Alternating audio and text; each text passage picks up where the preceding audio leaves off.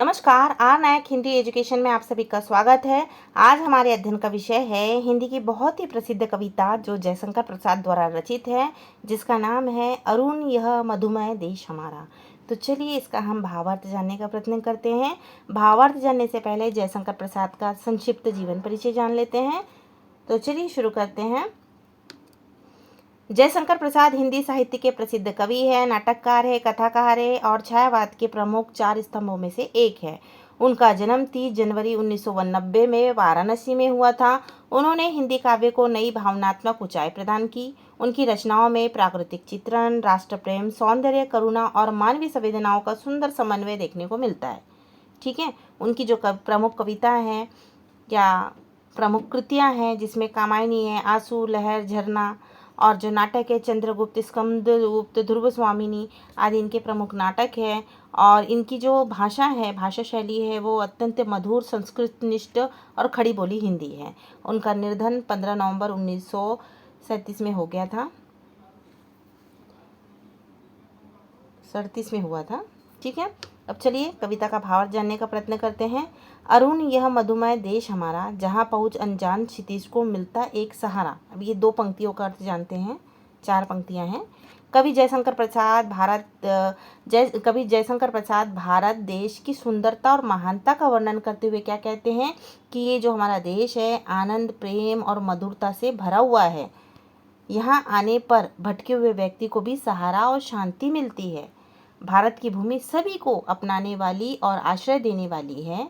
तो यहाँ पे कवि ने क्या किया है, भारत को अत्यंत गौरवशाली और पवित्र देश बताया है। ठीक है ना। सरल तामरस गर्भ विवाह पर नाच रही तरुशिखा मनोहर, छिटका जीवन हरियाली पर मंगल कुमकुम सारा। इसका मतलब क्या है कि इन पंक्तियों में कवि ने प्रकृति की सुंदरता का चित्रण किया है। कमल के समान सुंदर धरती पर वृक्षों की शाखाएं मनोहर रूप से झूम रही है। ठीक है ना, यानी क्या बता रहा है, प्रकृति का चित्रण किया है इसमें।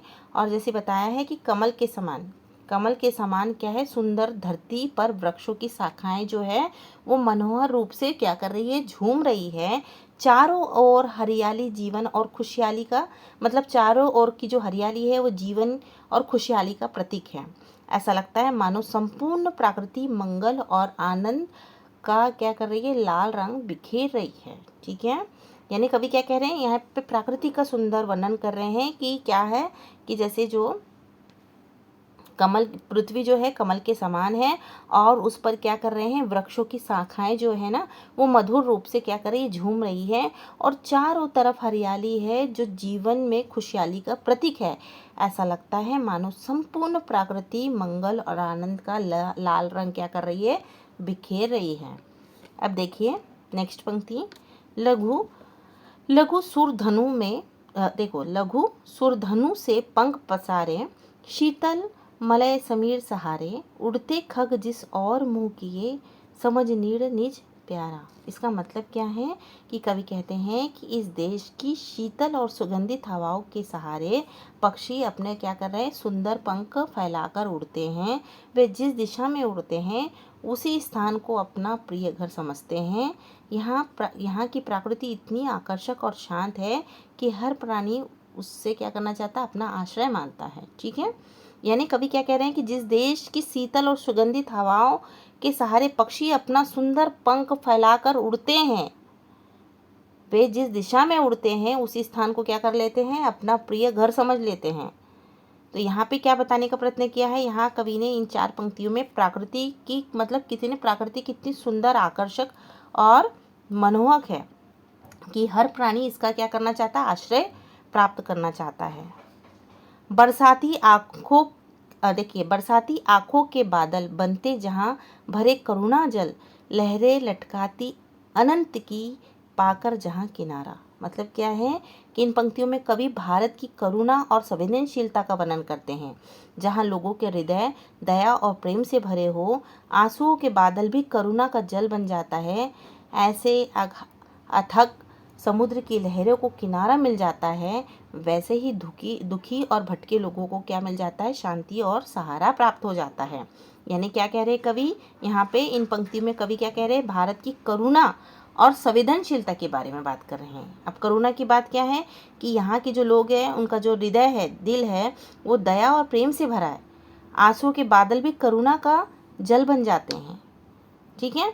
और समुद्र की लहरों को जैसे किनारा मिल जाता है, वैसे ही दुखी और भटके लोगों को यहाँ पे क्या मिल जाती है, शांति और सहारा मिल जाता है। नेक्स्ट पंक्ति, हेम हेम कुंभ ले उषा सवेरे, भरती ढुलकती सुख मेरे, मंदिर उगते रहते जब जाग कर रजनी भर तारा। देखिए कवि क्या कहते हैं कि सुबह की लालिमा मानो सोने की कलश में सुख और आनंद भरकर धरती पर क्या कर रही है, बिखेर रही है। जैसे ही सुबह उठते हैं और सुबह उस सूर्य की किरणें हमारे धरती पे पहुंचती है, तो ऐसा लगता है कि सुबह की लालिमा मानो सोने के कलश में सुख और आनंद भरकर धरती में क्या कर रही है, धरती में बिखेर रही है। रात भर तारे जागते रहते हैं और प्रकृति की सुंदरता को बढ़ाते हैं। यह देश प्राकृतिक सौंदर्य, शांति और आनंद से भरपूर है। यहाँ का वातावरण मन को सुख और शांति प्रदान करता है।